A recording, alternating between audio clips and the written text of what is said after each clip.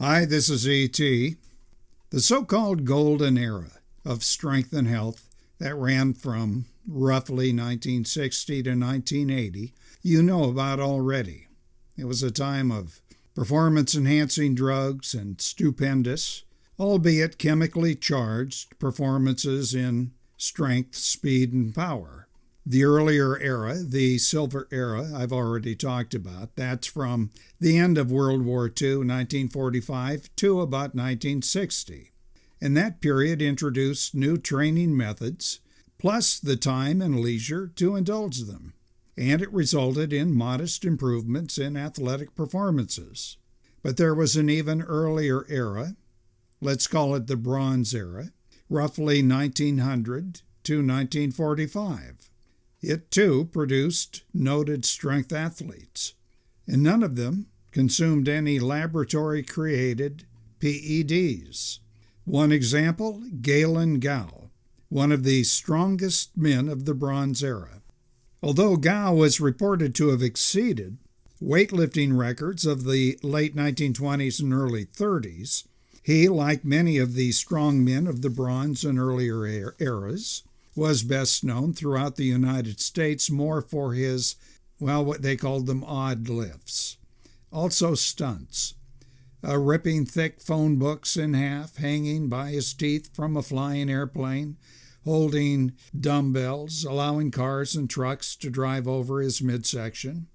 Galen Gough's story reads quite different from those of the steroid-enhanced and testicle-atrophied baby boom generation that lounged about California's Muscle Beach. Gough grew up in rural Howard's Grove, Kentucky. That's not far from the county seat of Benton. At the age of 16, he enlisted in the Marines and was deployed to the infamous Western Front during the Great War that you know as World War I. That's where he was wounded several times, the last at Soissons during the Battle of the Marne. Shrapnel split open his head, leaving him paralyzed along the right side of his body. After months of recovery in the hospital, Gough was returned home with a Purple Heart, a broken body, and a severe case of what psychiatrists called traumatic psychoneuroses, known better as shell shock or battle fatigue. Today we call it post-traumatic stress disorder. But Gough, through proper nutrition and exercise, full body exercises, very heavy, eventually regained his strength and then some.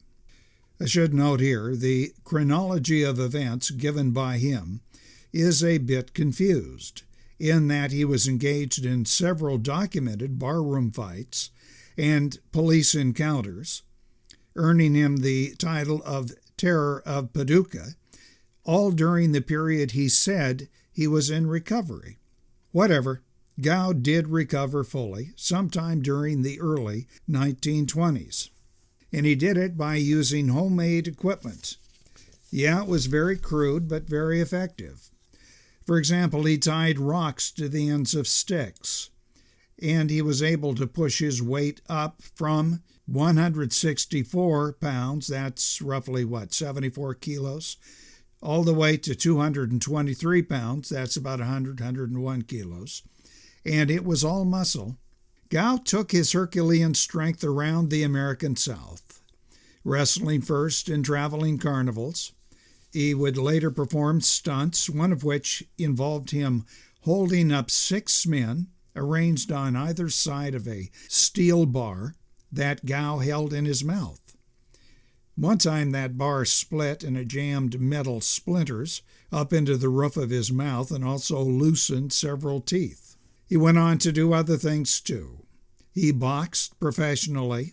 His boyhood dream, by the way, was to defeat the then heavyweight champion Jack Johnson, but that career, boxing, did not come to anything. Between 1922 and 27, he began touring the whole country, performing what he did best, those odd, phenomenal feats of strength. He could, for instance, put 4 decks of cards together and pull them apart. He could bend heavy steel bars. One of his better-known stunts was to hang from an airplane by a rope holding two 50-pound, that's about 23 kilo, dumbbells in each hand. He could also bite a 5/8-inch spike in half. Try that sometime. He could lift 600 pounds, that's about 272 kilos, with his teeth. He did a back lift of 4,000 pounds, that's about 1,814 kilos, and that topped the previous world record. It would not be exceeded until Paul Anderson did it.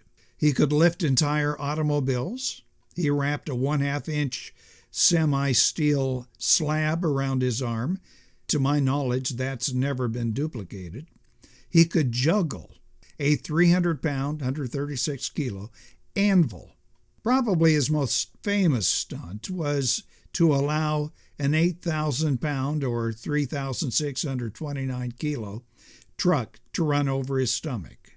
With the end of vaudeville, Gough decided to return to Kentucky. He settled in Benton, and he issued there a challenge to any wrestler that he, Gough, could break any wrestler's hold.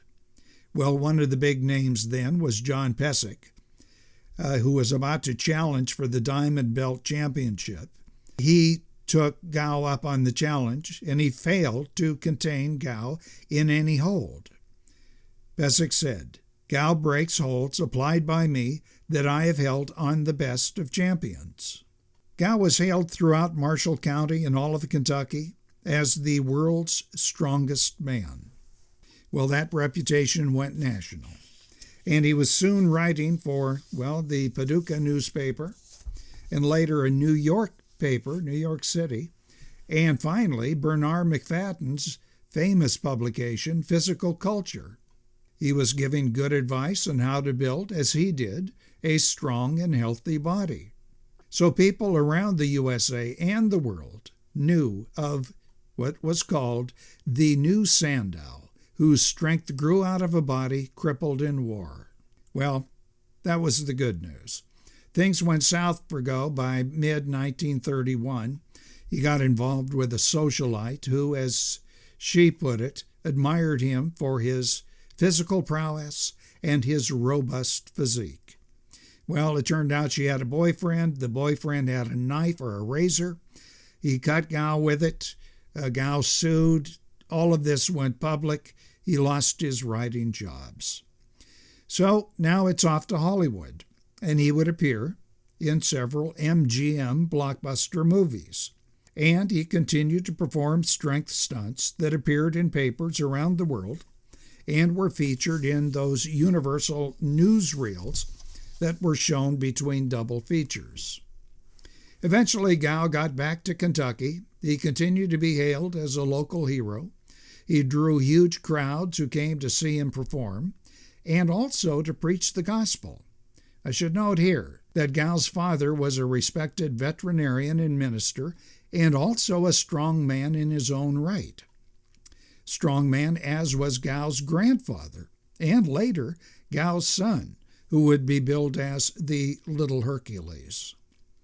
Well, during this time, Gough, now married, was included in a national best-selling book called Unsung Heroes, along with other famous men who overcame obstacles to achieve success.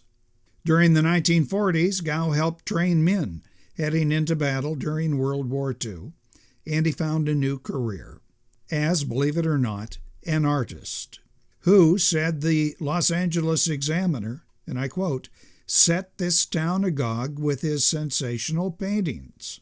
Gough was, according to the head of the Associated American Artists, one of the most imaginative and natural and spontaneous of artists. This was an activity that brought Gough, finally, some peace. He died, still an artist, in 1962. His age was 63. Things to remember about strongman Galen Gough?